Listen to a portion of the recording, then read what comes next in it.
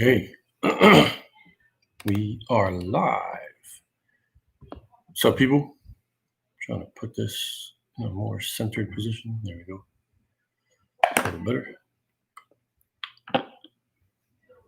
Wait for a few people to jump in.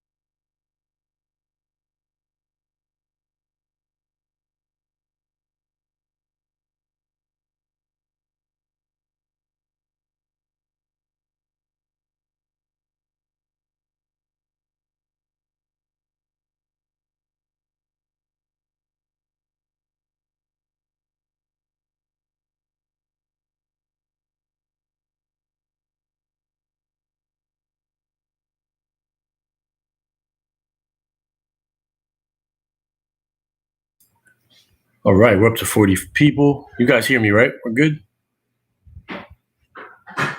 What's up, Octavia? What's up, Sharon? Bittersweet. Everybody, how you guys doing? All right, this won't be too long because I got work and all kinds of stuff to do, but there's a lot of stuff going on in tech, so I just wanted to jump in and explain some stuff to you guys. Because a lot of people focus on, just devices or trying to sell something to you or whatever the case may be, rather than explaining the technology of things to you. And sometimes when you go to look at stuff, you don't realize what you might not get when you buy something. I could start with TVs, for instance, right? This will kind of tie into gaming consoles, guys. Hello, everybody. I see y'all keep saying hi. Will the Jets win a game in the first 8? Probably not. They might not win a game in the first 16. They look terrible this year. But let's talk about some tech stuff, right? TVs.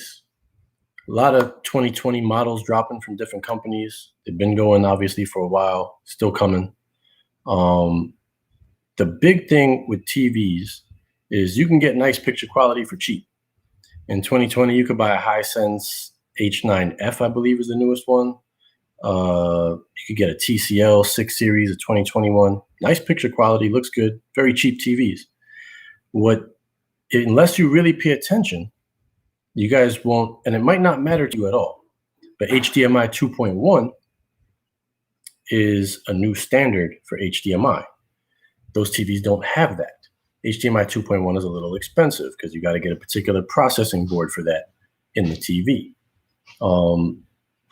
It might not matter to you if you don't, like right now, there's no actual devices on the market that output to your TV with HDMI 2.1, but the Xbox Series X and the Series S, as well as the new PS5 will.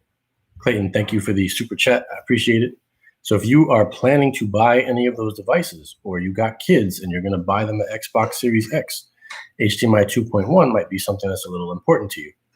It's also a little overhyped initially because I don't see the consoles being able to take full advantage of HDMI 2.1 right away. So it's not to say that you have to buy a HDMI 2.1 TV if you're getting one of these devices now. But TVs generally last 3, 4, 5 years, whatever they are. And by that point, you probably would wish you had an HDMI 2.1 TV. So if you're about to buy one, HDMI 2.1 might be something you want to look at, TVs that have it. All the LG OLEDs have it, but those are super expensive. The LG NanoCell TVs, which are cheaper, also have it. I don't think every port has it, but some of them have it. And these are 2020 models of all these TVs. Samsung Q80, Q90, they have one port on those TVs. but they do have at least one, so you could use it. What else? Sony X900h, which is a TV I just bought because my bedroom TV was dying, which was a 2015 Vizio, starting to get dark spots all over the screen. The sound was acting funny. So I said, I got to buy a new TV. Rather than just replace the bedroom TV, I generally don't do that because I really don't use TV in there except when I'm going to sleep. I decided I'm going to take my current living room TV and move it to the bedroom. I did this last time too. I always do it this way. And then I buy a brand new, like 2020, whatever, year it is TV and put that in the living room because that's the one that gets the most use. You want the nicest TV there. That's just my philosophy on it. So I bought a Sony X900h, right? Now this is an interesting thing because I started looking into this. That's the only Sony TV that's not an OLED that has HDMI 2.1 ports. I'm not even sure if the OLEDs do. They might. I think they might. But there's a Sony X950h, which is technically a higher tiered TV than the X900h, but doesn't have HDMI 2.1. And if you look at the comparison of the TVs, it's really not that much of a better TV. And so the X900h becomes a much better value to me. So I just bought that TV. It's right up there now. You guys can't really see it, but good television. I'm in love with this TV. It runs Android TV, and you guys know I'm a staunch Shield supporter, and I still am. The Shield is still better than the TV as far as being, Android device. It's just got more power and stuff like that. But the X900h has good power. If you're just streaming, I could say, what Sony TV? I have the X900h. That's what I just bought. I would say that if I didn't own a Shield and all I wanted to do is stream, the X900h gets it done. I've loaded it up exactly as I load up a Shield. The only downside to it really is that it doesn't have a lot of space, right? Price. The 55-inch is around $1,000. 65-inch is around $1,400. 75 is around $1,900. And there's an 85 for like $2,500, something like that. And it's honestly, from what I've seen, it's got the deepest blacks of anything that's not an OLED. It's right up there, super deep blacks. It's a nice, very, very nice TV. I have zero complaints with it. I set it up. I've been spending a lot of time messing with the settings. Really nice TV. I'm very, very happy with it. Best TV I've ever owned, picture quality wise for sure. It's got great gaming mode, low input lag. So I already pre-ordered the Xbox Series X, so that's going to go right in there with the HDMI 2.1. So I'll be good there. But honestly, I set it up just like I'd set up a Shield. If you look at my Shield setup video, I did the same exact thing, except I set it up on the TV. Got my Gaia running on it. I got Cinema on there, VLC, all my streaming stuff, all the legitimate streaming apps that I have. And it also comes with an amazing guide for HD Home Run. You guys that follow me know I've been using HD Home Run for years to save money on cable because I still have cable, but I just have the cable cards. I don't use any of the cable company's equipment. The guide changes the whole experience for me. Now I feel like I have like total cable with their guide almost. The only difference is I can't record from that setting. I have to use the HD Home Run to record. I could record, but it would only work on this TV, and I'd have to plug in an external drive through the USB port. Then I could record, and it would actually record locally on the external drive right out of my TV, which would be pretty awesome. But I like to be able to watch my recordings anywhere, even on my phone. So I can do that if I use the HD Home Run app to record. So I won't record on that. I'll load up HD Home Run, set all my recordings in there, and I'll go to there. But when I watch TV, even my HD Home Run on this Sony TV, I'm using the Sony guide that came with it. It's just great. So bottom line, talking about this tech in general is just to say things to keep out for, right? Daniel's got one. He loves his Sony 900h. It's great TV. I'm ecstatic with it. Things to keep out. keep an eye on. If you're somebody's got an X800E and they love it. Yeah, Sony makes great TVs. They really do. I've been a Vizio person in this house because of the dollar per value, and the last TV I bought was a 2017 Vizio P series, which is one of their higher end series, and I loved it. And I put the Sony up there. Granted, it's 3 years newer TV, right? Put it up there, no comparison. It just Sony blows it out of the water. And until I saw the Sony in my living room, I was just like, awesome. Like my Vizio is great. And it's still good. I'm going to move it to the bedroom. It's fine. There's nothing wrong with it. But TVs have come a pretty long way in 3 years, I got to say. TCL 6 series. Yes, TCL 6 series 2020. I just added that to the Amazon store, guys. I've been updating the Amazon store all morning. I'm going to keep updating it. But I put new HDMI cables in there, which we'll talk about in a minute. New Ethernet cables. Updated some Wi-Fi stuff like the mesh Wi-Fi systems. There's all kinds of tech changes that are happening. That's why I just figured let me jump on and talk to you guys about it. But I want to kind of go in an order here. So let me stick to the TV till I'm done.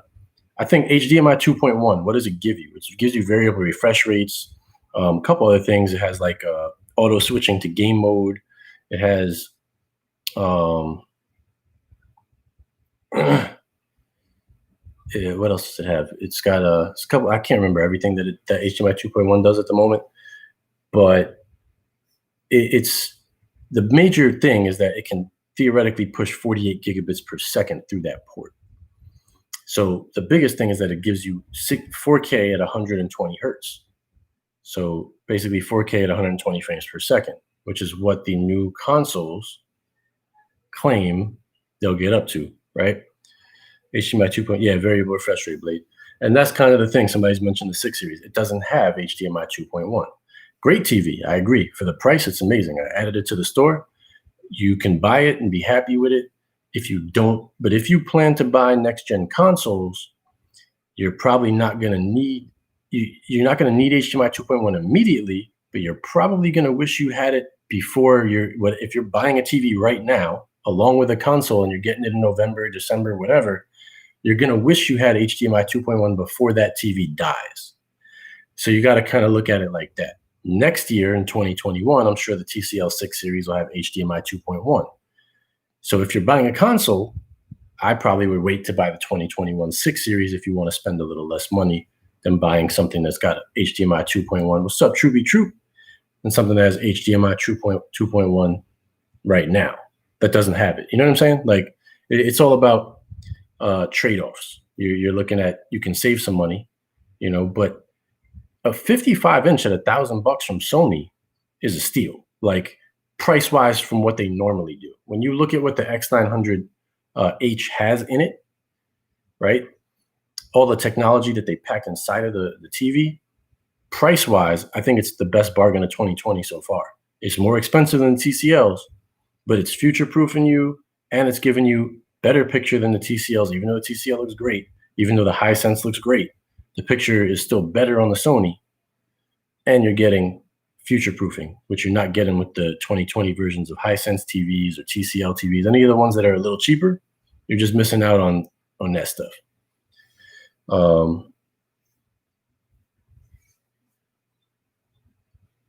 Yes, Blade. The LG CX OLED is probably the best TV you could buy, hands down, period.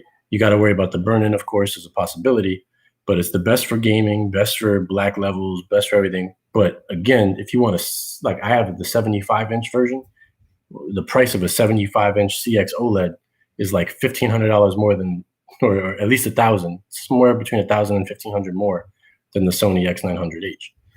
And the X900h, for not being an OLED, has amazing black levels. There's a video on YouTube. If you guys look it up, just put in X900h versus CX OLED. Somebody has them side by side, puts them up, and they're open and honest about it. The CX OLED is better. It's better TV, no question. But they basically, the whole title is like, it shouldn't be this close, but it is. Like, yeah, X900h has 120 hertz, 4K panel. It's basically everything that the C9, the CX OLED has, just not, it's not an OLED. but it's got all the same technologies in it as the CX. So it's pretty damn good for the price. That's what I mean. Value per dollar wise with the technology, I find that it's like the best dollar per value if you care about future proofing. You know, your high senses and your TCLs are still going to give you great picture for dollar. So if you don't care, like if you just stream and you got a shield and you plug it in and that's all you want to do, you could buy those other TVs and you'll be plenty happy. But if you're a gamer, if you're buying a console, if you plan to watch TV through your console, watch the apps on your consoles, things like that, you know what I mean? Then I would definitely take HDMI 2.1 into consideration, because HDMI 2.1 standard is the only way you're going to get to 120 hertz. That's what the consoles have. And they also have variable refresh rate. So that what that means is, you know that the consoles aren't as powerful as PCs, no matter what they tell you. If they're trying to play a game at, say, I don't know, 75 hertz, because I doubt they're going to get to 120 this year or even next year, probably the year after they might get there as they optimize for the games. But let's say the game is shooting from 90 hertz. Your TV doesn't need to be at 120, it needs to be at 90. It's going to give you no tearing, everything's going to be smooth. It's going to take that down to 90.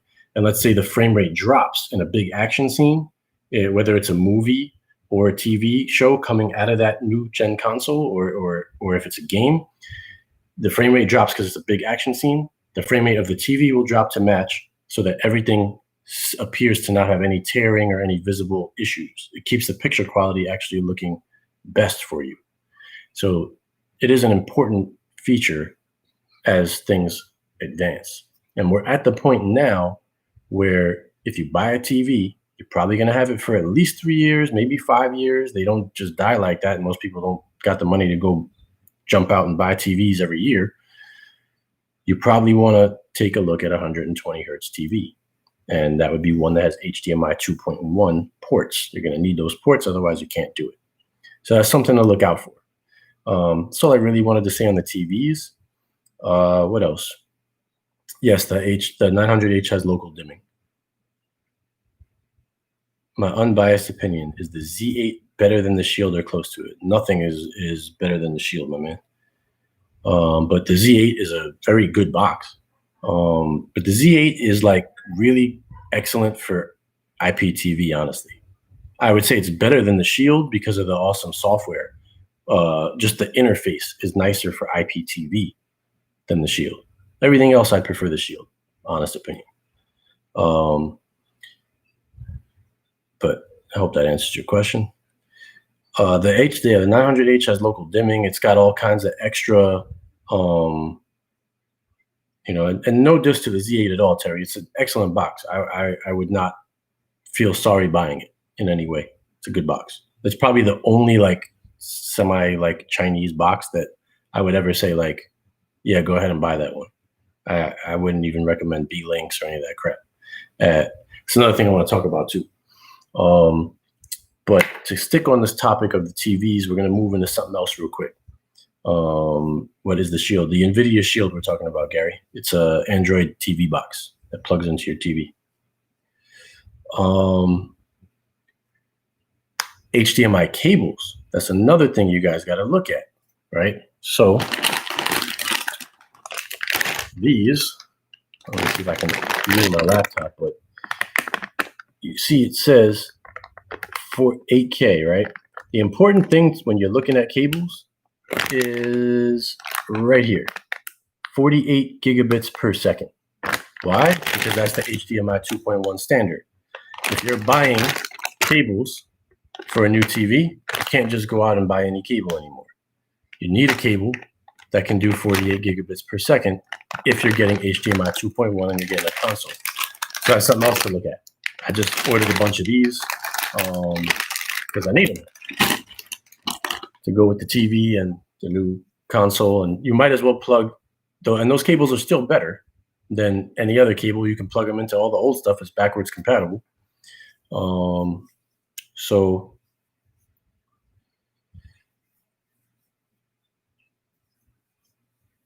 hey, everyone's entitled to their opinion. Technic says he wouldn't give up his OLED for an LED. Like I said, OLEDs are awesome, man. There's no doubt about it. Best TVs there are. But there's nothing wrong with a really good, solid LCD TV, especially with the technologies they're coming out with now. When you have individual dots, you don't have edge lighting. The contrast ratio on this X900H is fantastic, and the black levels are damn near OLED, just not quite as good. I'm telling you guys, just search on YouTube, CX versus X900H, and you can see the TVs side by side at the same time playing exactly the same thing from the same source. Really, really, really good. Comes very close. It's not as good. The guy in the video even says it. The black levels are better on the OLED. But you're talking about at least $1,000 more to get that TV, and not everybody wants to spend that. I don't. If I got $1,000 extra, I want a new sound system and a TV that's almost as good with an awesome sound system or something else. Like, that's just me though. Some people would be like, I gotta have the OLED. Would I buy the OLED? Sure. It's not that I wouldn't buy it. If I already had everything else, I needed a new sound system too, because I was going to take my sound system from the living room and bring it to the bedroom when I move the TVs around. So I also needed a new sound system. So I said the X900H checks off all the boxes I want out of an awesome TV. And now I have the extra money for the sound system upgrade too. So that was kind of my, it all depends on what you want. But cables are important. Make sure you're searching. If you're searching for new cables for a TV that has HDMI 2.1 ports, you're going to want to make sure that you have HDMI 2.1 compatible cables. And they're going to have to say that they're rated for 48 gigabits per second. If it doesn't say that, don't buy it. If you don't have a 120 hertz TV, I'm not telling you got to do that, because they do cost a little more. They're about $10 a cable. You could buy a non 8K cable for about $6 or $7.50 or whatever it is. Like a 6-foot cable is around $10. So it's not like crazy. Vizio Oleds are awesome TVs. I don't know about OLED. Well, the Vizio, their OLEDs are awesome, but the new Vizio TVs are great, Daniel, but they're always running out of stock. They always seem to have low stock for some reason. They're hard to get. The Vizio Quantum TVs are awesome. Very nice TVs too. So like I said, everyone makes a good TV. You got Samsung with their Q80s and Q90Ts, Sony. But if you're in the market for a Sony, like the X950H is technically the better TV, but when you look at it, I don't think it is. It is better at certain aspects of picture quality slightly, but it's not as good at gaming, and it doesn't have HD. If you're a gamer at all and you're looking at Sony's, the X900H is the only way to go. Because if you're gaming and you guys got the lowest input lag, fastest response time. It's got the HDMI 2.1, so it's going to go with the next gen consoles. As of right now, that's literally, I think it's the only TV they made this year with HDMI 2.1 ports, which is kind of weird. But there's more stuff that'll come out on the market. But 2020 is getting, we're more than halfway through. Clearly, we're about 3/4 of the way there, thankfully, because 2020 has been absolutely nuts. I don't just hope 2021 is better is all we can hope for. But, I just wanted to come out there and bring that point up, because it's really something that a lot of people, if you're out looking to buy a TV, might overlook. Like, a lot of people came in and immediately said TCL is great or Hisense is great. And they're not wrong. Those are great TVs. But they don't have future-proofing stuff in them in their 2020 models. And if you care about that stuff, a TV is a longer commitment. So you might want to just take a look at something like, I think the X900H is honestly the lowest priced TV out that has HDMI 2.1 ports. And it also is like damn near as good as TVs that cost $1,000, $1,250 more, which is kind of crazy. And so that's why I wanted to bring it to you guys. If I can tell you guys about ways to save money on your TV hunting, I'm going to mention it to you. So as of what's out right now, that's pretty much where it's at. What HDMI cord do I recommend for a Shield? These right here. I recommend that for anything. The reason being is same reason I recommend Ethernet cables or any other cable, right? You want a cable for HDMI. If you're buying a new cable, you can buy ones that aren't 48 gigabits per second. If you got an older TV and you got a Shield, it's going to work fine. However, if you're going to buy a cable, a lot of people look at, I'm going to save money, right? And let's say you're going, I'm going to buy a TV next year. And right now, I don't need these cables that cost $10 when I could buy a cable that costs $6. Well, if you're going to buy a TV next year, chances are that TV is going to have HDMI 2.1. And then devices are going to start coming out next year that also push HDMI 2.1. Everything from Blu-ray players to consoles. The consoles are just first. It's going to be all kinds of things coming out. I bet you the next Shield is going to have HDMI 2.1. So the 2021 Shield, because they do them every 2 years, going to have HDMI 2.1.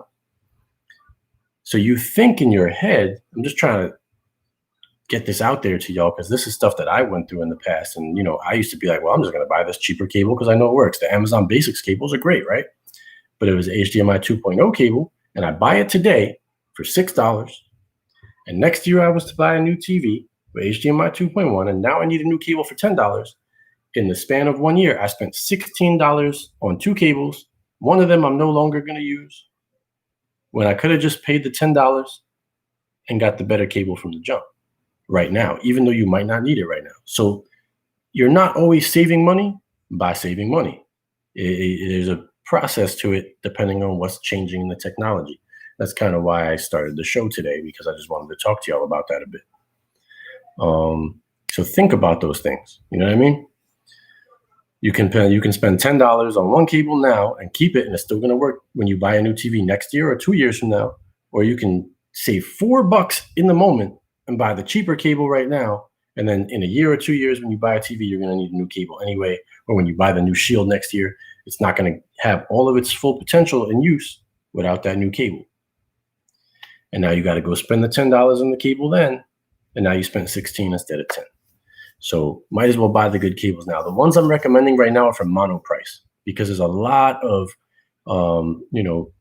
companies out there that you never really heard of. At least Monoprice we know is legit, and they've been around a long time. I put them in the Amazon store, which Sharon has linked in the chat. I put these cables in the store on Amazon. You'll find other 8K cables on Amazon. None of them are really cheaper than the Monoprice ones that I found anyway. And they're all from name brands you never heard of. So I'd rather just get the Monoprice. To me is kind of like Amazon Basics. Like, they just make stuff that works for the most part. They've been around a long time, so I trust Monoprice. I also put in Ethernet cables as well into the store. And I guess I'll go into that now, right? Ethernet cables, right? You're looking at changing technologies there too. You're going to start to see routers that are coming out with 10 gig ports or 2.5 gig ports. So people go, that's crazy. My internet speed isn't that fast. You're right, it's not. And it probably won't be by the time you need a new router. But that's not what those ports are for. Those ports are for data to transfer in your own home from device to device. PCs are coming out with 10 gig ports on the motherboards, 2.5 gig ports on the motherboards, faster ports than your internet provides. But that's not what it's for. It's not for you to get 2.5 gigs from your internet provider, which hopefully we'll get someday. And it's not, I think we will. But what it is if, let's say you're a Plex user, right? You got a server in your house and it's got an upgradable card for the NIC, or you're going to go out and you're going to buy a new device to be your Plex server. If you get one that has a 10 gig port on it, right? You can then take a cable that would be 10 gig compatible and plug it into the back of that. And let's say your next NVIDIA Shield in 2021 comes out with a 10 gig Ethernet port as well. All right. And you got a 10 gig switch and you got a 10 gig router, and all the ports are becoming 10 gigs, right? Having the right cable for that is important, because if you're still running an old Cat 5 cable, you're not going to get 10 gigs. If you're running a Cat 7 cable, you will. But with the Cat 7 cable, 10 gigs is maximum. That's max. Now they have Cat 8 cables that go up to 40 gigs. So when you start looking at the price comparison between a Cat 8 cable and a Cat 7 cable, the price is slightly higher for the Cat 8 cable, but not a lot. Kind of like the HDMI cords. If I was going ahead with all kinds of upgrades to my house, I'd buy Cat 8 cables right now. I've already wired my house in Cat 7, so I'm not super concerned with that. But if you have Cat 5, buy Cat 8. If you have Cat 7, you don't really need to buy Cat 8. You know what I mean? But I would hold off until you've saturated your Cat 7s at that point. Then go ahead. But if you don't have Cat 7 and you're still sitting on Cat 5 cables for your Ethernet, and you're looking to upgrade, whenever you go to upgrade your Ethernet throughout your home, just buy Cat 8 at that point, because you're talking about a couple of bucks difference in the cable with 4 times the amount of bandwidth ability. So right now, today, you're talking about things that are, coming out that are 10 gigabits per second in your home. Do you know how amazing that would be if you had a Plex server that was capable to output 10 gigs per second, and you got a bunch of PCs in your house with 10 gig ports, you got Shields with 10 gig ports, as those things start coming out, 10 gigabits per second, you could send between your actual Plex server, you could have people in your house playing 10 4K HDR films off your Plex at the same time, won't break a sweat. That's how crazy that is. You could never do that with today's stuff. But you're going to need Cat 8 cable if you want to do that, because you got to be able to push the bandwidth. Cat 7, you'll get away with it, like I said, but you're saturating it to the max. So I always use the straw analogy. And it's the same thing. The same concept applies to the Ethernet cables as the HDMI cables. So you're looking at Cat 8 and 8K. So remember, 8s are the important things. You want 8K cables, 48 gigabits per second for your HDMI. And your Cat 8 cables are able to do 40 gigabits per second. So anything that does in the 40s for gigabits per second, good cables, whether it's HDMI or Ethernet. You got Wi-Fi 6 coming out. So like the Netgear Orbeez now have Wi-Fi 6 if you're looking for a mesh thing. Wi-Fi 6 is a lot faster. It's a new Wi-Fi standard. It can take more clients. So that's also good. But I have Nest Wi-Fi. I'm not upgrading to Wi-Fi 6 right now because Nest Wi-Fi meets my needs. But if you are looking for a mesh Wi-Fi system, Wi-Fi 6 is a good thing to look at. If you're looking for a regular router, having Wi-Fi 6 is a good thing to look at. Those things are starting to come out more prevalent, and they do increase your speed, and they increase the number of clients you can also attach without an issue. So they're better if you got cameras streaming, or even if the cameras use Wi-Fi 5, right? If they're on AC Wi-Fi, it's still better to be, to be connected to something that can take more stuff. So Octavia says, if I get Cat 8, even if my Netgear is 2 years, it change. No, you could. That's what I mean. The cables are an investment that are good at any point. Anytime you want, you can attach the Cat 8 to your current stuff, and it's not going to hurt anything. It's all backwards compatible, right? So let's say you're saving up money next year to upgrade your router. You don't want to be like, oh, I'm going to upgrade my router, and now I got these old cables, and I got to spend more money, and the router is going to be way more expensive. You know what I mean? So now you might be like, damn, I can't spend the money for the cables. So if you can, go ahead and buy the cables now, or just plan to budget them, because you can always swap them to the new stuff. So I'd recommend buying the HDMI cables and Ethernet cables at any point where you get free, money, where you got the money to buy it. Go ahead, and then I'm waiting. I'm hoping that the next Wi-Fi system released by Google/Nest has Wi-Fi 6. And if it doesn't, at that point, I'll switch. Because I'm trying to stick to my Google Wi-Fi stuff. I started with the first Google Wi-Fi, then I went to Nest Wi-Fi. I really like the system. I like how I could do everything from the phone real easy. I like that it ties into my Google Home stuff, and I can talk to things and change stuff. I like being in that same ecosystem because it just makes life a little easier for me. But if they don't get with the program and put out Wi-Fi 6 in their next upgrade, then I'll have to switch probably to Netgear's Orbi Wi-Fi 6. That would probably be what I go. I'll never leave a mesh Wi-Fi system again. It works so good.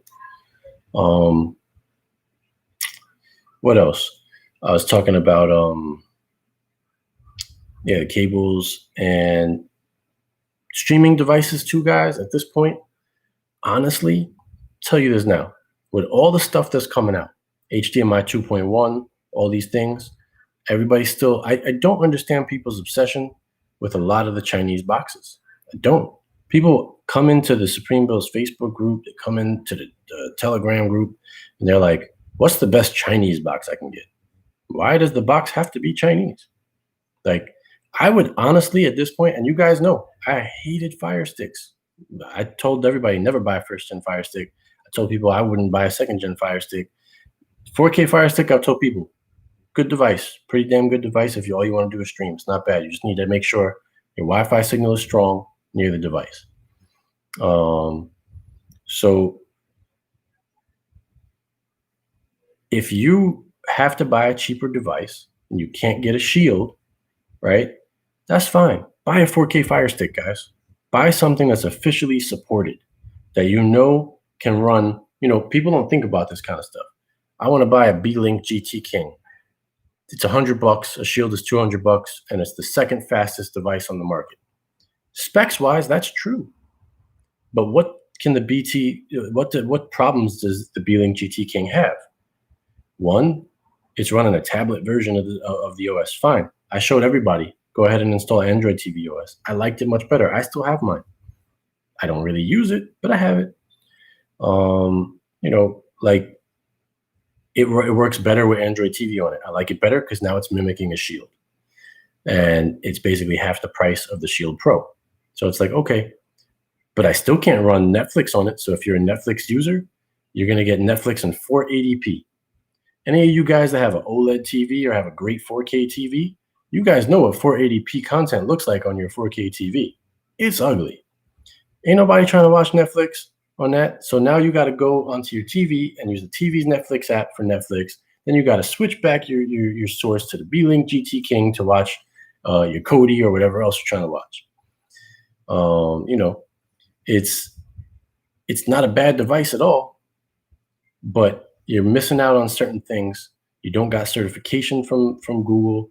You don't necessarily get updates. You're at the mercy. If you're trying to use something that's, you know, if you're trying to load up Android TV on it, you're at the mercy of third-party devs. There's no official support for any of that. There was a lot of problems, I believe, with the Ethernet ports on those. You know, but they're not a bad device. But what can you do with it? Honestly, this is the question that you can't do with a 4K Fire Stick. What is the God's honest answer to that question? You know what I mean? If you're just streaming, your 4K Fire Stick is going to be just fine if that's what you can afford. You're saving even more money. It's half the price or better when it's on sale of the B-Link GT King. So, you know, the B-Link GT King is a good device. Don't get me wrong. I'm not knocking it. But it's about dollar per value. What do you really get is the question. You know what I mean? Me, I buy shields. But if I was to start all over from scratch, I'd still buy shields. Honestly, to me, they're just the best. You know, I was talking about this not that long ago. It's kind of like I was the person that never had a Fire Stick. I bought a Shield. Was literally the 2015 Shield was the first Android streaming device I bought. I pre-ordered it. Before that, I did all my streaming through PC. I used Kodi on PC. I wasn't using Android boxes. So I set a huge bar for myself when I started. I had a Shield. Then I bought a Fire Stick. It was still first-gen Fire Sticks back then. I was like, what is this garbage? So I was extra harsh on it because I already had a Shield. You know what I mean? So it's like, if you're a box seller, what other device would you resell with the $50 to $80 range? I just buy 4K Fire Stick, dude. Like it's $50 at the highest price point. You get them on sale, they're cheaper. I know you could buy limited at a time, buy one a day. You know, whatever, go buy one or two every day from Best Buy. Do whatever you gotta do. But the reason is, you know, I'm very harsh on box sellers because a lot of them, they just give people a device and they leave them with it and they don't know what they're doing. And then the device ends up useless to that person and they wasted their money. Or the device doesn't get updated. You know, people are all into, let me buy a Chinese box and put my logo on it and, you know, make it mine. So if you got a name like, you know, Tech TV Box, you can pay China to put the Tech TV logo you send them on some MXQ crap box, and then you go sell it because it looks cool because it's got your logo on it.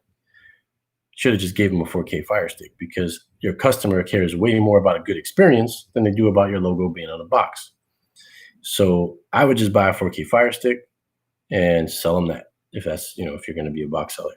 Like, that's probably the cheapest device you could get that's good. Maybe we'll see what happens with the new Google dongle that's coming out. When that one comes out and people start checking that out, maybe something like that, because it's an officially supported device. I can't stress to y'all how important to me personally having an officially supported device is. I have a 2015 NVIDIA Shield sitting here in my house that has Android 10 on it from 2015. There's no phone manufacturer. There's no other Android box. There's no nothing out there that came out in 2015 and has Android 10 sitting on it. And it can still do every damn thing that the new one can do, just about. It's like 95% of the things it can do too, from 2015. So that's what I mean by officially supported device. If you buy a Fire Stick, they're going to update the OS. If it breaks, you got a warranty. They're going to send you a new one, or you'll get some kind of discount, or you get whatever you need to get it done. If you need to get remotes for it, they're easier to find. It's like if you want the official stuff. You know what I mean? So little things like that go a long way in your experience as an end user. So officially licensed products is where it's at for me personally. I'm not telling y'all don't buy Chinese boxes, because it's cool. They are. And formulas are awesome Chinese boxes, honestly, because somebody asked me about that earlier. I wouldn't tell anyone not to buy a formula device, because I think I would rather have a formula than a B-Link GT King for sure. And if there was one Chinese box I would buy, it would be that one. That's the only one. I ain't buying no super boxes or none of that garbage. And you got to watch out, guys, because I'll tell you all this in straight up honesty. The super box was going around for a while. People were talking about it. You know what I mean?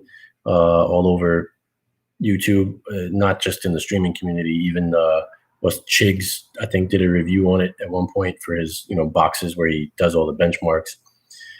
Those guys that run Superbox email all of us. Okay, they email everybody up in here that's on YouTube. They find you, they email you, and they tell you, we want to send you a device, and we're going to pay you $30 for every device that you get somebody to buy for us. That's what they offered me. You see, I never put on a channel. Why? Because it's garbage. I'm not going to put on a channel. I'm not going to bring you guys garbage to make money. I just won't do that. That's just me. That's how I see it. I told them, go ahead and send me one, but I'm not going to put it on unless I think it's good, because I also don't want to hurt them. I'm not somebody that's going to say something, negative in a review like that. Like, I'm not going to put up a review of a product and be like, this product is hot garbage. You know what I mean? Like, I'm not that kind of negative person. I'd rather not review it. And they told me, fine, check it out. Don't like it, don't review it. I checked it out. Didn't like it, didn't review it. Like that, the specs on it just weren't quite there, and it was slow. And as a regular device, and their whole big thing was free IPTV for life you're supposed to get with it, or something like that. I was like, we all know. Anybody that's in this game knows that's not happening. They can promise it all they want, but not going to happen. At some point, whatever crap they were giving you was going off. And I looked at the channels and stuff, and they weren't that good quality-wise either, what was on there. And I'm sure that somebody out there has control of a panel that's got all these boxes on it, and at any point in time that gets shut down, guess what? You lost it all anyway. So I would never buy a product on that promise, period. You know what I mean? Super boxes left the chat. What's up, Yo-Yo? So those kind of things, guys, I just want you guys, technology-wise, to think about that, because I'm pretty sure we're going to come up in 2021, especially with the Shield, because it is marketed as a gaming device. I wouldn't be surprised in the least if that Shield comes out with HDMI 2.1 ports. So if you're a Shield lover like me and you're looking to buy a TV, let me just, double check into HDMI 2.1 ports on the TV. I would check it out, try to buy one that has 2.1 ports. If you're buying a new console and you're looking to buy a TV, buy one that has 2.1 ports. By no means am I telling y'all run out and buy a TV right now if you don't need one. Don't get me wrong. I'm just saying, if you're shopping for one, I would make that a primary consideration in your shopping. What's up, Eric? What else? So we did cables, Ethernet cables, right? We talked about that. You know, and the reasoning for that, guys. I'll give you guys the straw analogy because not everybody has heard me say that over and over again. I don't do it often. I only do it in comparisons. But basically, you're talking about a straw, right? And in a cup. It's the easiest way to think about it.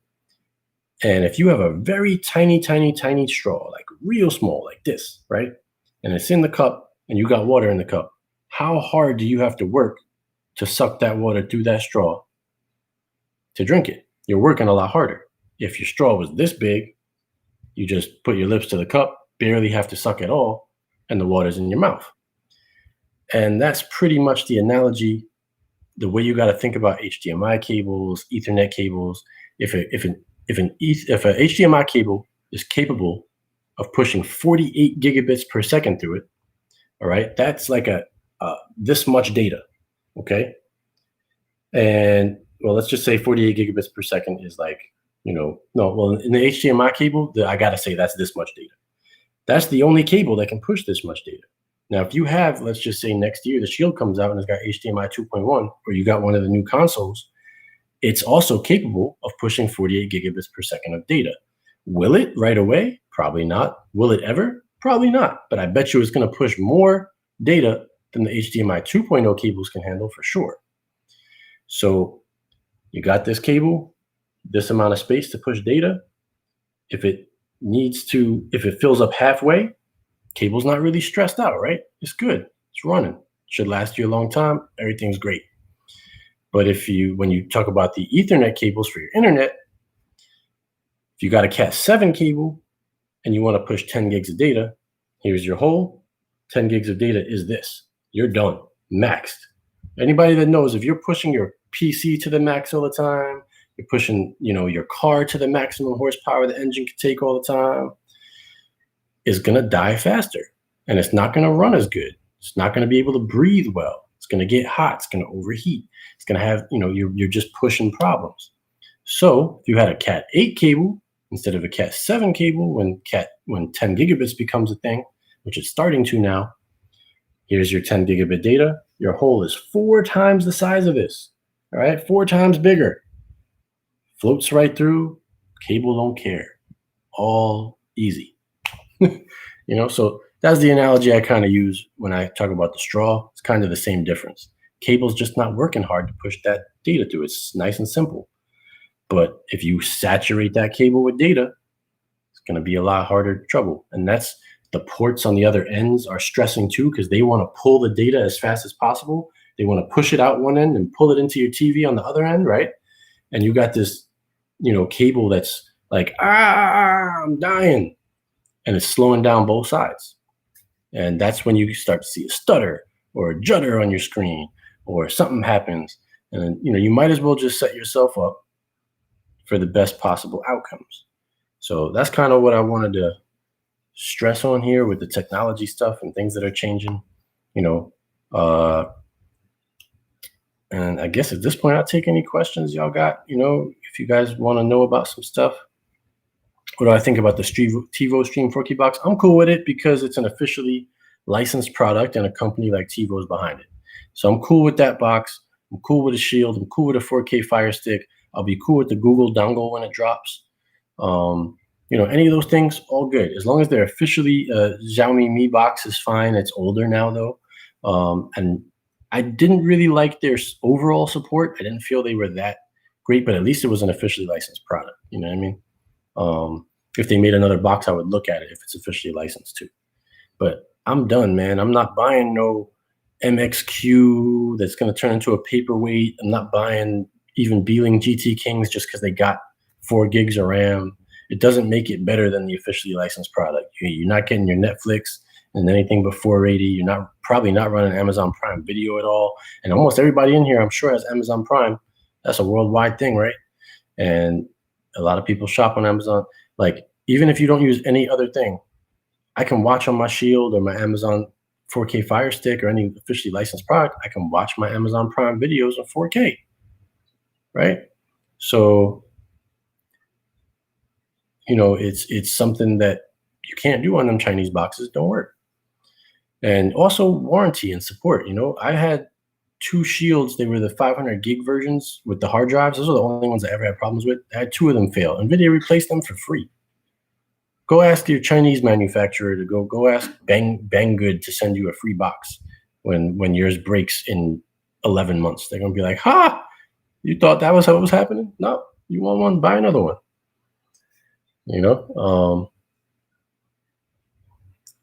So what else we got here? Yo-Yo was asking me, did I get a new Xbox? Yes, I pre-ordered it.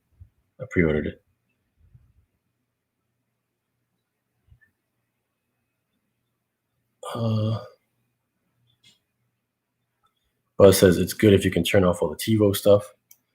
Yeah, I mean, I haven't really messed with them, but I've seen the reviews on them and they work. So,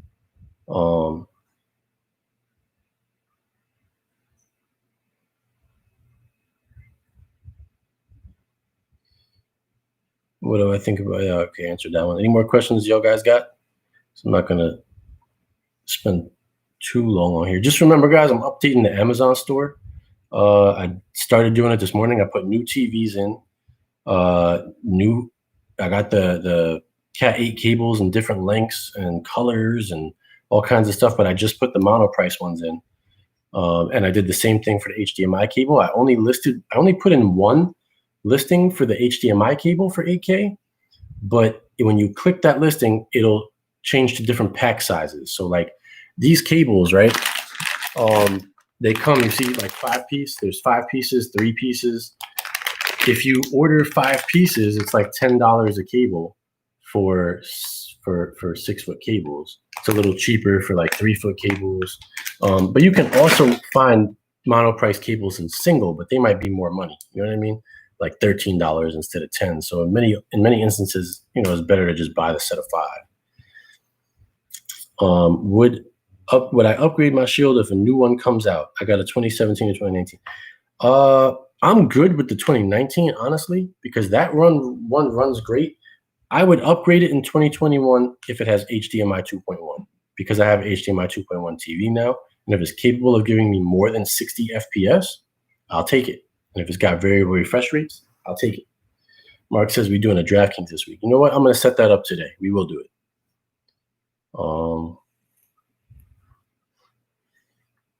Any word on the Shield's Ethernet port fix? I hear it happens a lot. I don't know. Some people have definitely reported that. I personally, in my life, have owned like 12 Shields. Like, not like that I use them all at the same time, but at different time frames. I've never had an Ethernet port go bad, so it's kind of weird for me. I don't have experience with it, so I can't talk on it, but I have seen people mention it.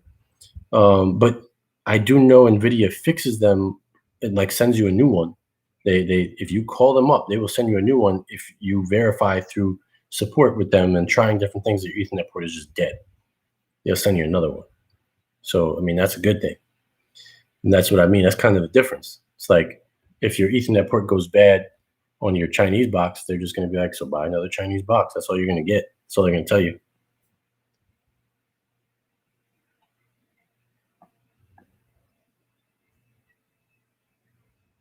Would I purchase a Buzz TV stick? I've never had a Buzz TV stick, Marcus. But the answer is probably no. I don't even know what it is. But honestly, if I was buying a device as a streamer today, I would really only buy a Shield, and like, because I'm talking about today. There's no point in buying the older Shields now. So if you're buying one today, 2019 Pro, I consider the tube. I have a tube in my bedroom and I use it all the time. It's fine. Like, I would definitely prefer the Pro though, because $50 price difference. The Pro is worth it. What's up, Carl? So I would buy a Shield Pro, a 4K Fire Stick, a TiVo dongle, the Google dongle when it drops, because it's officially supported. And I would buy if I was going to buy any box at all, it would be because I love my IPTV stuff. I'd buy the whatchamacallit, the Formula Z8. I'd recommend a Raspberry Pis are cool devices, but they can't, like The Android, if you install Android on them, it's never really complete is the problem. So it's kind of glitchy. It's a good device if you want to run like Kodi off of. I forgot what the OS is called for that, but you could set up like Kodi as basically the OS. It's good for that. They're good to make VPNs out of. Good little retro game. They have their uses. But for a streaming device, Android just gives you so much more. I can install the APKs easily. But a Raspberry Pi is cool. I got no problem with that.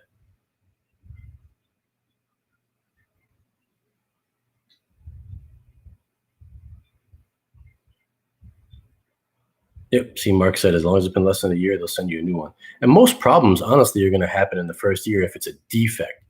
If something happens later than a year, normally that's just like wear and tear and eventually, goes down. And somebody said NVIDIA sent me a new game controller 3 years after purchase. What TV did you say to buy today? The Sony X900h is what I bought. I'm not saying you should buy that. I'm saying that it's probably the best value of any TV that has an HDMI 2.1 ports on it.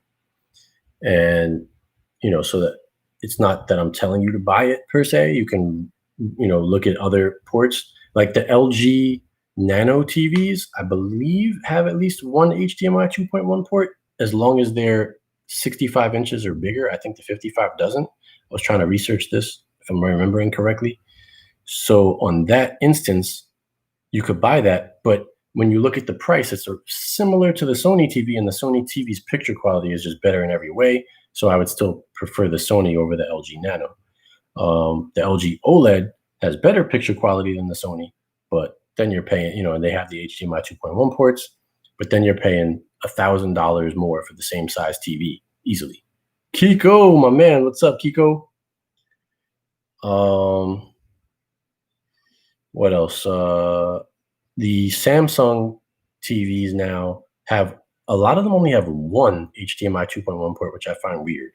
I feel like you should have at least two. And the reason for that, I should also touch on this topic too, guys, is called eARC, right? Most of you guys probably know what ARC is when it comes to like connecting to receivers or soundbars. ARC was kind of gimped in a way because ARC can't do like Dolby Atmos or DTS sound. And optical cables also can't. So like the only way to really push that is eARC now, like to do it digitally. And that's a really cool concept of eARC. I like the concept of it, but it takes an HDMI port. The way eARC works is it's normally you would plug your stuff into your soundbar and then send the soundbar to the TV, right? Like the old way you would do it. So you'd plug things into the soundbar, then the soundbar to the TV, and basically you would pass through the visual and the audio would come out the soundbar. Most soundbars don't have HDMI 2.1 ports. So now you've got an HDMI 2.1 device, like a new Xbox or a new PS5, or probably the 2021 Shield, because I think that's what's going to happen. You can't plug it into the soundbar that you have because it doesn't have an HDMI 2.1 port because it can't pass through all the data anymore to the TV. With eARC, it kind of reverses the whole scenario. You plug all your devices into the TV, and then there's going to be an eARC port on the TV, which is another HDMI port. Plug into that, plug into eARC on your soundbar, and no matter what source is going into the TV, the audio is going through that eARC channel out to the soundbar. So now you can send your devices directly to the TV. The soundbar is not in the middle. The soundbar is at the end. And it can do Atmos. It can do all that stuff, like every possible thing. So you'll no longer have to upgrade your soundbars anymore once you get one that has eARC, which is why I chose to get one that has eARC. I got the Sony Sony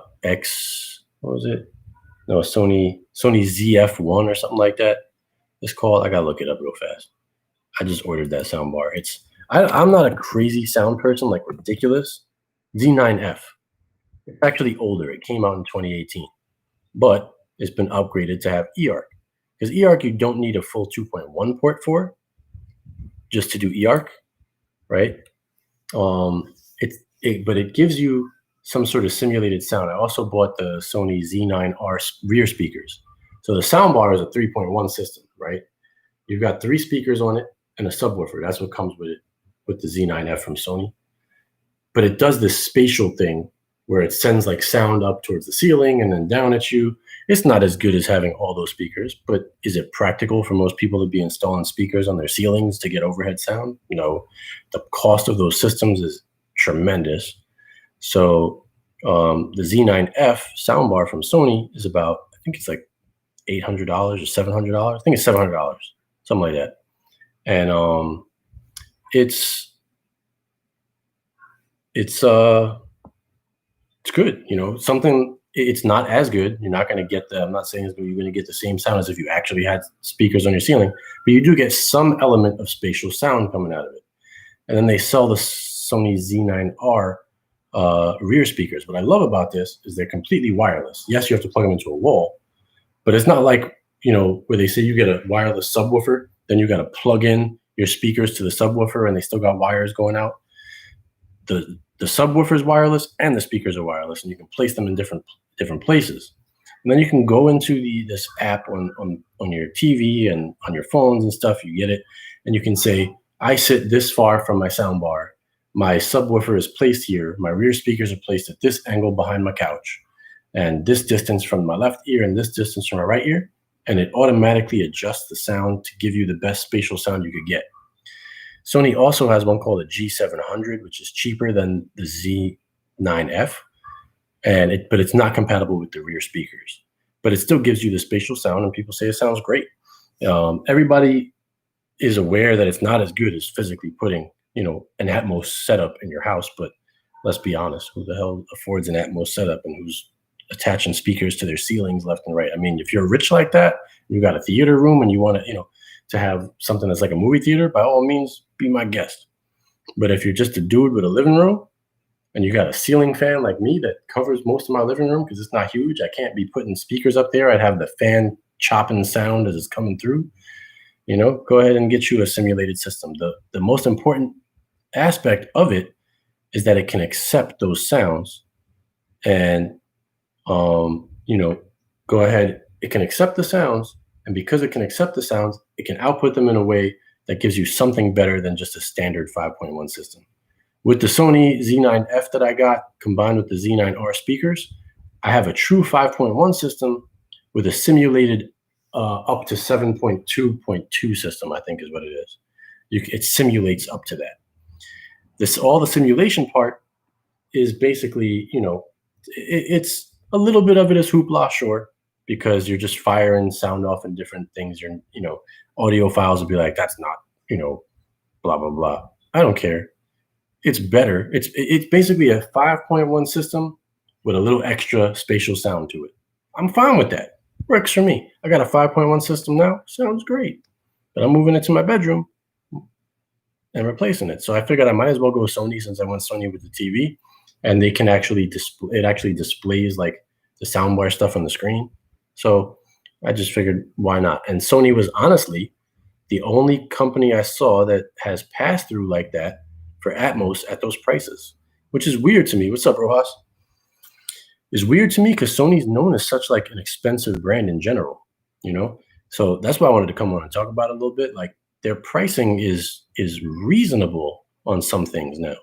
Like, some of it is pretty reasonable.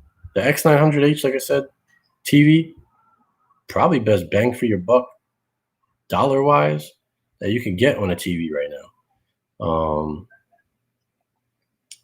And the sound bars that actually do e-arc, they have 2 of them well, they have more than 2, but some of them are very expensive. But they have 2 of them that can actually do pass-through of all the sound. You know, you got your DTS-X, you got your True HD, you got your Dolby Atmos. It'll accept all of those, and it will push that out in the best quality it possibly can, even though it simulates beyond 5.1, you know? But I don't care about that. As long as I have 5.1, I'm good. Like, I don't really need more than 5.1. I'll be happy. Like, to me, it's a great upgrade. I'm like, I'm going to have 5.1 with a little extra, some spatial sound going on. I don't care if it's this much, if it works this much. It's a little better than what I had. If it works this much, I'll be extremely happy. If it works this much, I'll still be happy. You know, it's just value per dollar. if it gives me that, that much more over something. Beyond that, like I said, it's just cables. You got to have those HDMI cables if you want to take full advantage of the 2.1. What's Octavia asking? What's a no, Octavia? What did I miss?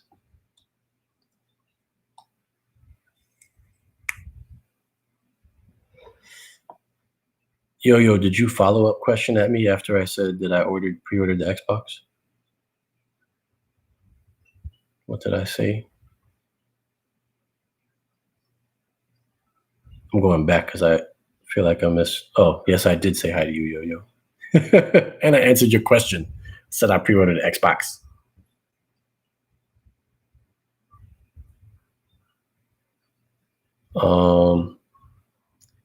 Yeah, I mean, if you guys got any other questions, hit me. Kiko says, must be pandemic because price went down. I'm not sure about that, honestly, because their other stuff is still just as expensive. They're still charging an arm and a leg for their OLEDs. The X950, the X950h, which is technically the better TV than the X900. It's so funny. Like, I look at companies and what they do, and I find it weird, right? Audio quest from Best Buy. Ask for cinnamon or chocolate HDMI cable optical also.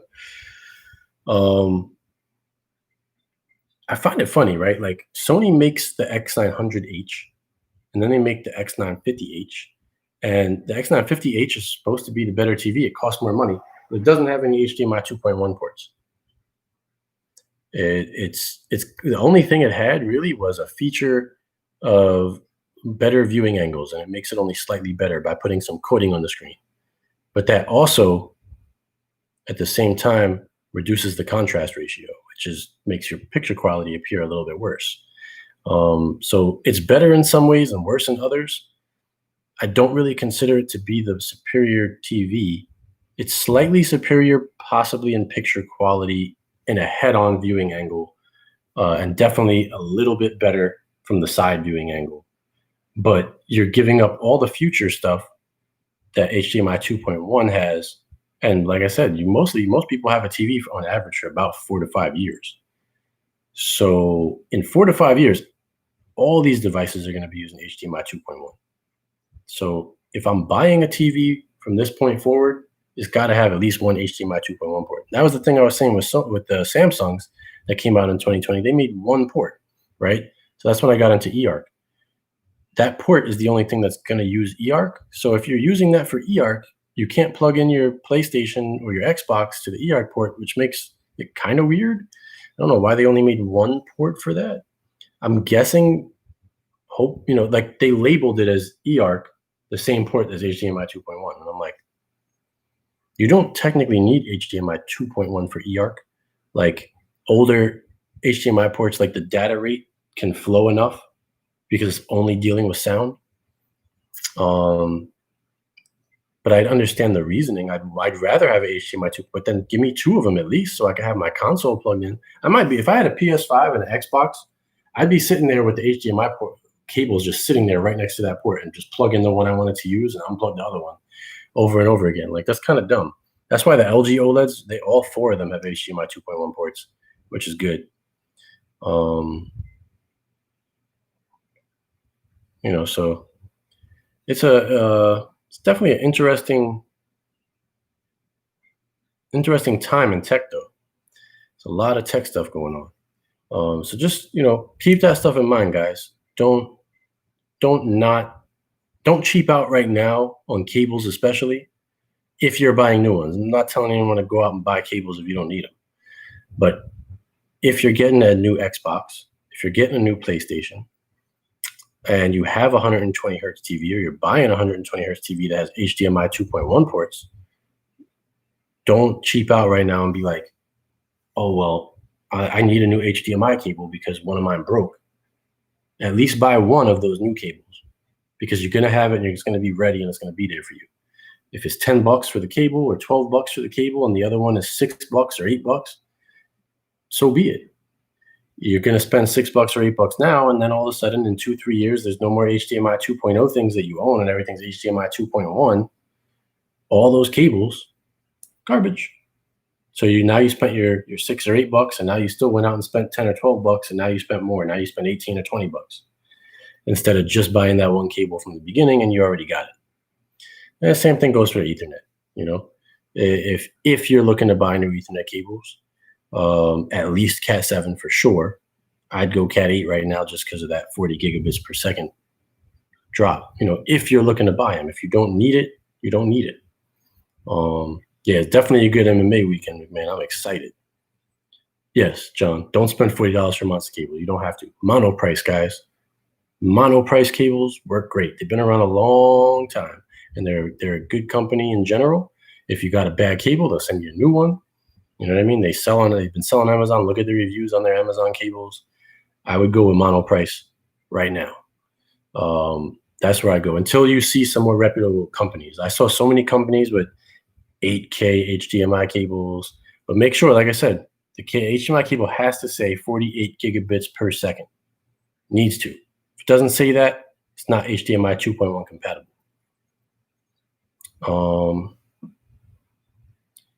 That's really it.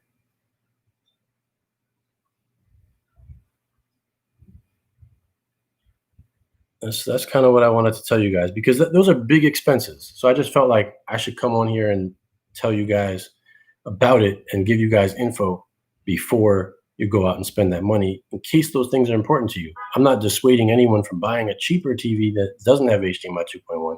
If you don't care about it and you don't need it, by all means, guys, go ahead and, you know, grab that. I'm just going to switch this port right here real quick. You know, by all means, go ahead and grab the, I unplugged it and it went a little ham. That's interesting. Plugged it back in though. Hopefully it picks back up. But yeah, by all means, go ahead and buy the TCL or the Hisense. They have really nice picture quality. There's nothing wrong with them. They just don't have that future stuff. Has Cody died? It's an interesting question. I would never use that word because it's the most overused buzzword in history and most overused clickbait titles for videos, you know. Solo Man and Touch Tone and them were telling you Cody died every day 2 years ago or whatever it was, you know. Cody's not dead. There's still add-ons. There's still stuff. I don't use builds like that anymore, but I still use Cody all the time. I set up my Gaia in my Cody and I make my own little build, and it is still, to this day, gives me more sources than any other APK. You know, tons of people were talking about they were sad that Zion left. I didn't care. Like, is it sad? Yes, because there's one less source, but it didn't affect me. I see people online saying like, I was able to get links on Zion that I couldn't get anywhere else. I'm like, that's because you don't use Gaia. Maybe you don't get those links in Cinema, you know, but if you use Gaia, you'll get those links. You'll find them, guaranteed. You just got to set it up right. If you set up Gaia right, it's for the last, since it was Bubbles, honestly, but it's been Gaia for about 2 years now. I've been using it for 2 years. And man, oh man, I get any link I want. Any damn link I want. And I go into details for what actually works for streaming in September 2020. Gaia, Cinema HD, what else? Doing your own Plex, tapping into somebody else's Plex. But I mean, it's very difficult for me to do that, JJ, because that's a question that I find that people put themselves through extra pain and extra unnecessary things. There's tons of APKs that you could stream with, right? If you go ahead and stream with them, great. Just load them up. Load 3, 4, 5 of them up, and check them out. Search for the same thing. See how many links you get with different ones. Keep them on your device in case one goes down. You have another. That's all good and dandy, right? Whatever's the, Cyberflix is still out. There's new ones. I can't remember the name of one of them. A couple people have been talking about a new one for a little while. I forgot the name of it. But what I generally use is Gaia and Cinema HD, and I used Zion too as my third backup. But I would come home from work or wherever I was at, or finish work when I was working from home. And if I wanted to watch something and I knew it was a TV show, because TV shows air in 720 or 1080p anyway, right? I went right into cinema because it was faster. I'd open it up, I'd click on my TV show, and I'd watch it. Simple. That was my first choice for TV shows. Or if a movie is, doesn't have a 4K version or anything like that, I open up cinema, I search for it, I watch it. No problem. And I use VLC as my player from cinema. And I use that as my player from IPTV. You can use VLC or Kodi. They're both good. But VLC is a little less load on the system. So I use VLC. But Kodi also works great. But yeah, so that's what I do. But if I want to watch something with high quality audio, 4K HDR streams, I open up my SBMC 17.6 fork that only has Gaia on it and a skin, and I made my own little Gaia build, and I've shown it on this channel how to do it 100 times. It's in the Shield setup video, the most recent one. It has its own video. I've even shown how to set a Gaia build up on Xbox, right? I open that up. I have my Real Debrid, my Premium Eyes. I also have Easy News. I have those three plugged in. It's all I have in there. But you just need Real Debrid really as a minimum to make it work. But if you want, I find Premium Eyes has better 4K links, more 4K links. Easy News will give you direct 4K play links as well. And if you catch them on sale, right, this is what I've done. Easy News cost me $5 a month, one-time fee every year, $60. Just auto renews. So $5 a month. It's like $3 a month, let's say, for Real Debrid. Now we're at $8, right? And if you get Premium Eyes on like a 12-month deal or whatever it is, I think it works out to like maybe $6 or so, somewhere in that range, $6 to $7. So let's just say 8 and 7 even. Let's go the highest route and say 7. That's $15 a month. You have all three plugged into. There is not a single link that I search for and don't get a return. I get them. I could search for a movie from 1936 and watch it. I could search for a movie, you know what I mean? Like, don't get me wrong. People are crazy and they start searching for movies in theaters when there's not even a copy out. You're not going to get that. If it doesn't exist, it doesn't exist. But with those three things plugged into Gaia, I get so many links. It's crazy. I mean, when I first set this TV up yesterday, the first thing I did was I went on Gaia and I searched Bad Boys for Life. And I literally got like 58 4K returned links that were cached that I could just pick to play from. And Lord knows hundreds of links. People love to complain though. It's the funniest thing I've ever seen. The complaint is like, what's the question?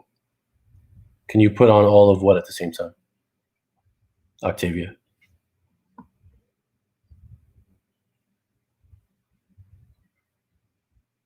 Trying to scroll up and see what you were asking. Yeah, Zion's dead, McMahon. Real deal. Real Debrid. You can load them. You can load them all into Gaia at the same time, and then all the returns from all of those services show up on the list. And I mean, it's crazy. You get hundreds and hundreds of returned links for things, and anything that has a 4K version, you will get it. And you will get it with HDR. You can get it with Atmos. You can get a Remux. You can get something that's like 60 gigabytes, 80 gigabytes to stream. I mean, obviously, your internet connection has to handle that. But if it can handle that, you can watch that. Or you can watch a compressed version the way Netflix is, things like that. But that's it. It's $15. I mean, it can cost you more if you buy lower terms. If you're going month to month, yes, it's going to cost more. But if you buy the longest term possible on each of those things, you're going to wind up, getting that done for about $15 a month, which is what Netflix with 4K and 4 screens costs anyway. And you'll have everything that Netflix has, so you don't really need the Netflix if you don't want it. But I have Netflix. Why? Because I have T-Mobile as my service provider. T-Mobile pays for Netflix for me. So they pay $10, and I want the 4K version of it. So I pay $5. To me, it's worth it for $5 to have that Netflix right there.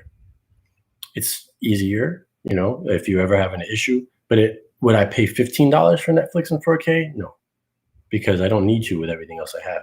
But at $5, I'm like, yeah, I'll take it. I got Hulu.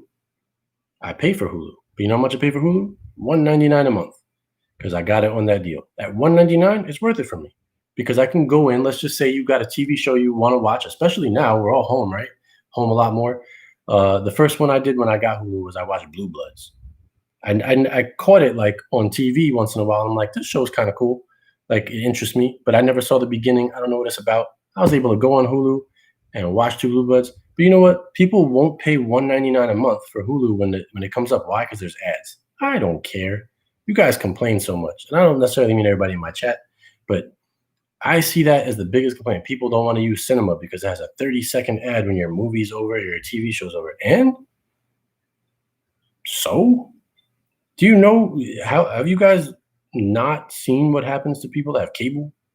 How many commercials you get in the course of an hour TV show? You're still making out way better than those people. And the developer gets a little money from those ads. And you know what? That makes them keep going. That makes them keep making updates. So eat your 30 seconds, guys. Take that ad you watch a 2-hour movie and you got to watch a 30-second ad when it's done. So be it. You watch a 1-hour show, you know what I mean? And you got on Hulu, you get like maybe 2 minutes and 30 seconds of ads in your 1-hour show. On a 1-hour show on cable, every commercial break is at least 90 seconds long, and there's 5 of them. You know what I mean? So like you're still making out. And I just see the biggest complaint when I see people complaining about ads, it just drives me nuts, because I'm like, how do you think those guys that do this for you make money? You only have that app because somebody made it for you, and they're not charging you for it. So let them live, let them eat, let them put some food on their plate and watch their ad for 30 seconds. And as soon as you can click off of it, click off of it. That's fine. But let them get something. They're giving you that platform that you're watching on. So let them get something out of it. And at least they're not charging you for it. You know what I mean?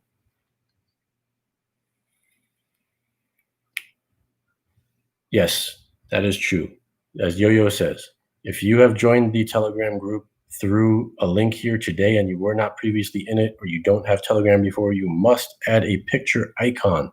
It does not have to be you, but you must add a picture. Reason being, there's lots of bots and things like that come in. You want to make sure you're a human being. There's lots of, people sniffing around places they shouldn't be sniffing, so make sure you're human, say hi, and you'll be all right. But just make sure you do that. But yeah, I mean, I have that. Obviously, I pay for Amazon Prime because I get a lot of deliveries from Amazon, and it's worth it to me. So I get the free Amazon TV. So I have all those services. And that's another reason, going back to the devices, why I want a Shield. Or if I can't afford a Shield, I'd want a 4K Fire Stick. I want something that plays those things in 4K. You know what I mean?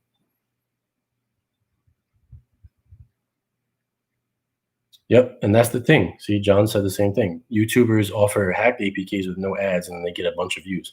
So they're getting paid by taking away the money from the guy who actually made the app. How is that right? How is that fair? It's wrong. That's why you never see me telling people go get a hacked version of an app. I'll never tell people to do that. It's not right. Because what happens is that person ends up quitting that made the app. Also, some other skeevy guy could make $10 trying to sell some hacked version of an app to somebody, and it's not even they didn't even make the app or work on the app. It's messed up. What router should I get for fiber optics? You can get any router you want, Gary. Honestly, it really depends on your house and how big it is and how far you need to cover Wi-Fi, if you want a Wi-Fi mesh system or if you want a straight router. But I would definitely get one that has Wi-Fi 6 if you're buying a new router, because a lot of new devices are starting to come out with Wi-Fi 6. In 2021, you'll see Wi-Fi 6 in every laptop and all that stuff. So new phones will be coming out with Wi-Fi 6. So at this point, you might as well get a router that has Wi-Fi 6. But you could use any router you want. It's not a matter of me. If you're gonna get a single router, I'm generally a Nighthawk fan. I like Netgear stuff in general. I feel like they make good stuff. If you're gonna get a mesh Wi-Fi system, if you're buying one today and you want to get a Wi-Fi 6 mesh system, I'd go with the Orbeez. Like I said, I'm still on Nest, and it's still a good system, works great, but that's a $300 investment to get a 3-pack. It's like $320, something like that. And if I was going to spend $320 today, I'd probably drop it on Orbi if I wasn't already invested in the Google ecosystem the way I am. I'm just hoping that the next one has Wi-Fi 6, the next Nest Wi-Fi. I can live with it the way it is. It's still giving me, I get 300 to like 600 megabits speed on my Wi-Fi devices as is, so it's all right.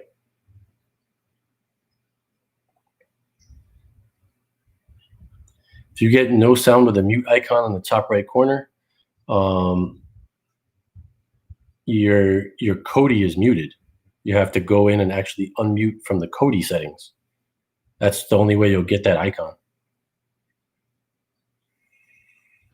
It's either that or if you're sending audio pass-through to a soundbar that doesn't accept that streaming audio content, the audio codecs, that could be the problem too. You're gonna have to change audio settings in Kodi though, Kerry. It's something to do with that. You've either muted it or you've got pass-through turned on and it's running some kind of codec that it can't accept. Yeah, I'm not sure then. That's weird. That's the only, because if you're seeing that in the Kodi atmosphere, like in the UI of Kodi, that means Kodi is muted. So I'm not sure what it is. Have you tried installing Gaia on like Kodi 18? Does it do that on Kodi 18 also? Because this is a really weird scenario. I think I've seen a couple of people have that problem in the past, but a long time ago. I don't think you're necessarily doing anything wrong, but also look at your audio settings and make sure pass-through is turned off, especially if you don't have a soundbar. Make sure pass-through is turned off. Try changing to like stereo output. Try changing all those little options around in the Kodi settings. One of those should undo that for you at some point. Now it won't let me install File Explorer. Have you factory reset the entire device? I would just do that at this point. If it's not letting, because now that's telling me it's a whole device problem. It won't let you install File Explorer. What device is it?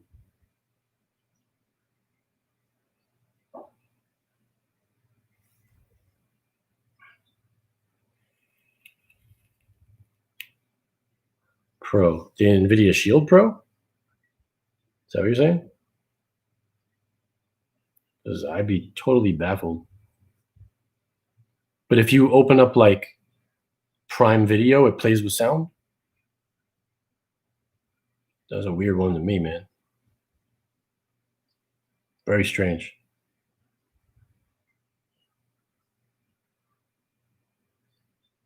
Yeah, that's bizarre.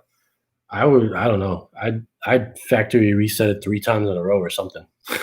That'd be freaky. Change your cables, change everything. Factory reset, change all your cables, change the HDMI port you're connecting to. At that point, I would just try everything. Also, make sure maybe do a factory reset on your TV as well. Like I would just try everything. Like do it like as if you just bought everything brand new. Change all the cables out. That's the only thing I could think of because that's a really weird scenario. Because the Shield itself will never block you from doing that. Also, make sure that the unknown sources is checked off on your Shield, and make sure that it's not doing the scan from the Play Store for possible harmful apps from outside the Play Store. Make sure you got that turned off too. And make sure that every app you're using has full access in permissions. Because sometimes it doesn't ask you for all of them right away, and you'll go in and you'll see other permissions there. Just give it to them. Like give SBMC or whatever fork you're using the permissions or requests. Give Kodi the permissions or requests. Stuff like that.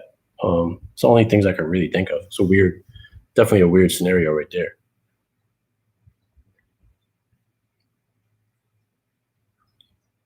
All right, guys. I guess I'm going to head out. I hope I instilled some knowledge in most of you guys today.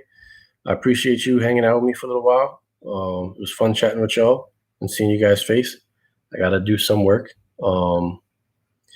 now. So, take care, guys. Be good. Stay supreme. I'll try to jump back on here a little bit more if I can. My studio, I got to get new desks down there. It's trashed right now. But I'll be back in there eventually. Link to the Amazon store. Sharon was putting it up before. I don't know if Sharon's still here, but if she is, she could put it up. If not, I will go to, hang on, I'll give it to y'all.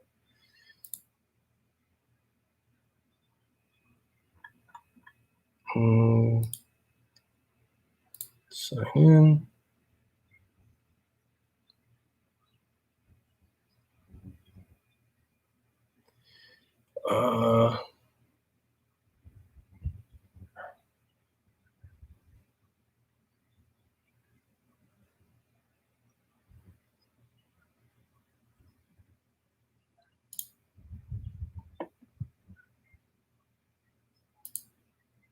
Here is,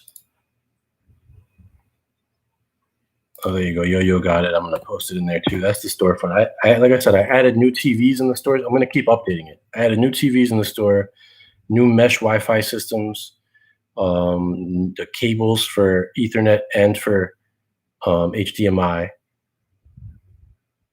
And I think that's, and I put in the Shield Pro, the 4K Fire Stick. I updated the streaming devices. I removed the crap ones, just put in the ones that I would get for the reasons I already stated in this video. I'll keep updating more stuff. I also added the Sony soundbars. I put in the Z9F that I just ordered. And I also put in that G700, which is a little cheaper. And I put in the rear speakers for the Z9F, which are the Z9Rs. Those rear speakers do not work with the G700. So if you do end up buying a G700, do not buy the Z9R speakers. Those only go with the Z9F soundbar. So the G700 costs less, but you're stuck at 3.1 physical speakers with a simulated surround sound coming out of them that has more than 3.1 sound. So the Z9F is the better buy, but it's about, with the speakers and everything, the rear speakers, it costs, I think, about $400 more total. So it's a little more money. But from all the reviews I've seen and people talking about it, even your average consumer did the G700, and he really liked it. The Z9F was done by Linus Tech Tips as well, and he really liked it. So, the soundbars are in there. I'll keep updating stuff, man. I'm gonna get back into that store. I can't really be online as much right now because, I'm still working, 6 days a week, sometimes 7, and I'm doing like 10 to 14 hours a day. It's been nuts. But I'm still working, so I'm not complaining. I got to do what I got to do. But I will keep updating that store. I just can't get on here and be talking while I'm working because I need 2 separate computers for that, and work is so busy that I'd be ignoring you guys. But I can leave this laptop open and keep updating the Amazon store. So I'll keep doing that, so that way you guys are fresh. I realized the TVs in there, half of them weren't even listed on Amazon anymore because they were 2018 or 2019 versions, and they were sold out completely. So I did put some new TVs in there at different price points, including the one I just bought, the X900h, and some cheaper TVs. I put the TCL in, the best TCL, the best Hisense. I put those in if you're looking for lower priced ones. Like I said, the cables. I'll keep adding stuff. I still kept Cat 7 cables in there also because I don't tell people not to buy Cat 7, but it says it in big letters up top. I recommend Cat 8 if you're going to buy a cable, today, but don't have to. Cat 7's fine. And like I said, it's like a little bit cheaper. It's not a lot cheaper, but it's a little cheaper. So if you're on a budget, the 7s are okay. You'll get the job done for quite a while with the 7s. But if you're rewiring your whole house from scratch, I'd go 8 just for the price difference. But again, mono price, guys, for now. There's too many people out there that have companies you never heard of just flopping cables all over the place. And you don't know how good they are or bad they are, So I appreciate you guys. Thanks for hanging out. If you got any questions, feel free to ask them in the comments later once the video is posted. And I'll start posting individual links to some of the things we talked about today Once the video processes, I'll give you all actual straight up links under this video. So if you come back to the video later to look for something, it'll be there too. But I've already added some stuff to the Amazon store, and I'll be adding more to the Amazon store as well. I'll link the Amazon store in the below also once the video processes. All right, guys, stay supreme. Talk to y'all soon. Be good, everybody. I'm out of here. Peace. Yes, thank you, mods. That's true. Sorry. Thank you, Sharon, Yo-Yo, Trooper, Carl, who popped in. Anybody that was modding today, I appreciate y'all. Y'all don't get enough love, so I appreciate you. Peace out, guys.